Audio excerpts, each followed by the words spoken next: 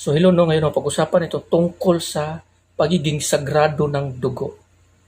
Likas sa ating mga Pilipino no, na malakas talagang kumain sa mga dinuguan, mga paklay na kasama ng mga dugo, ng mga hayop, ng mga baboy, kanding, kambing, manok.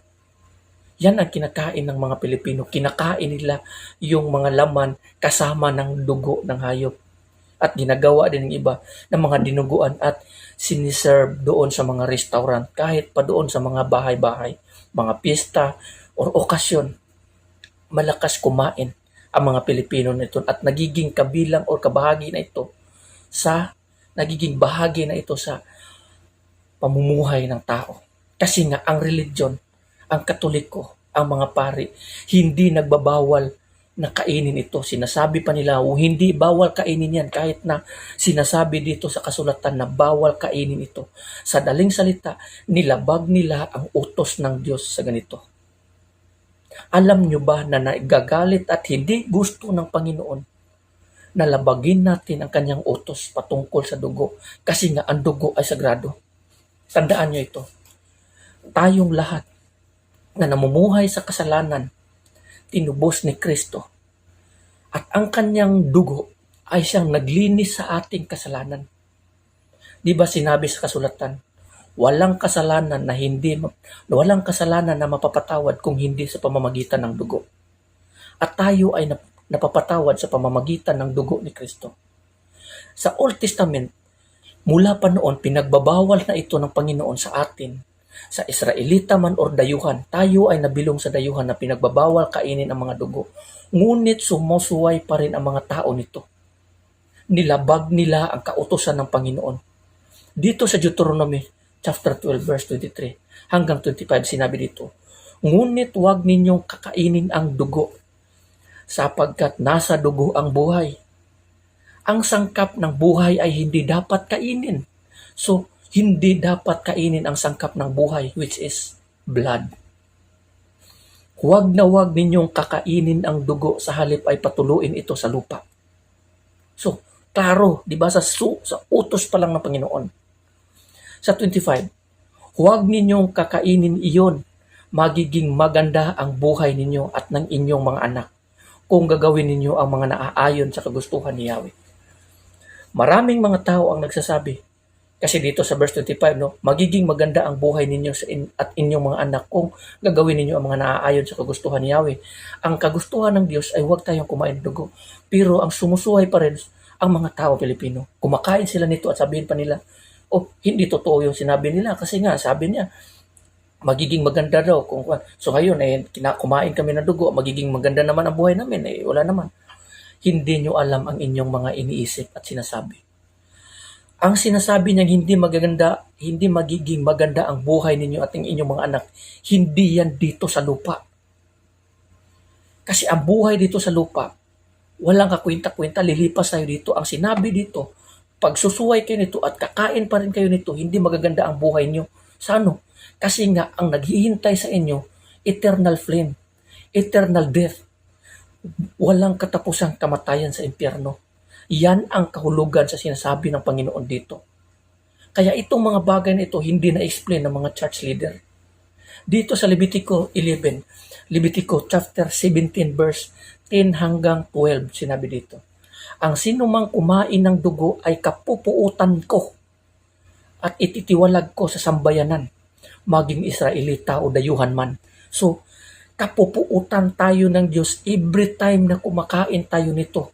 So bakit mo pipiliin na ang Diyos ay magagalit sa iyo? Magiging kaaway mo ang Panginoon. Dagdag dito, sapagkat ang buhay ay nasa dugo at inuutos ko na dapat ihandog iyon sa altar bilang pantubos sa inyong buhay.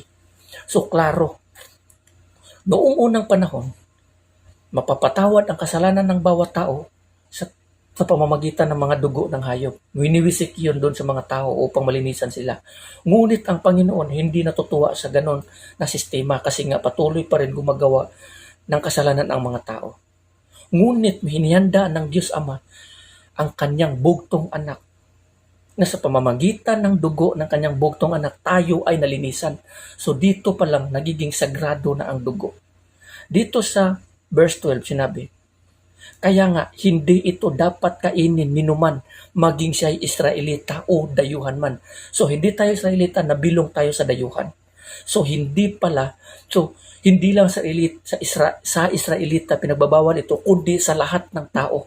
Kasi nabilong tayo sa dayuhan, nabilong tayo sa lahat ng tao. Dito sa Levitico 11:13 hanggang 14 sinabi dito, at kapag ang sinuman sa inyo maging Israelita o dayuhan ay humili ng hayop o ibong makakain, dapat ninyong itapon ang dugo niyon at tabunan ng lupa. So tabunan ng lupa at hindi natin kainin. Sapagkat ang buhay ng bawat hayop ay nasa dugo. Kaya huwag kayong kakain ng dugo. Ang sinumang lumabag dito ay ititiwalag sa sambayanan. So kung gusto niyo magiging sambayanan ng Panginoon, sundin ninyo ang kautusan ng Diyos. Kung may magsasabi, ay, wala yan. Ano na yan?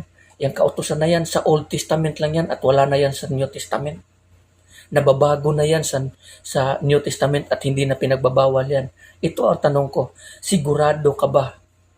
Dito sa mga gawa, sinabi dito sa chapter 15 verse 29, sinabi dito, huwag kayong kakain ng anumang inihandog sa mga Diyos-Diyosan, ng dugo at ng hayop na binigti at huwag kayong makikiapid. So klaro, layuan ninyo ang mga iyan para sa ikabubuti ninyo.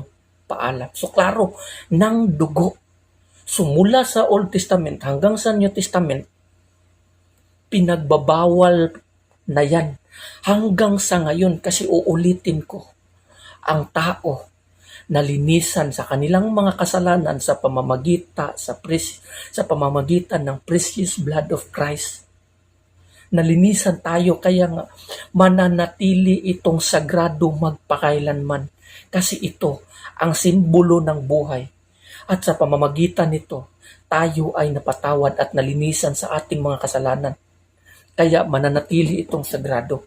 Ngunit ang mga pasaway na Pilipino na mga Katoliko na patuloy pa rin kumakain ito, sana imulat ninyo ang inyong mga mata. Kasi nga ang sabi ng Panginoon, kapupuutan ko ang sino man na kumakain ng dugo.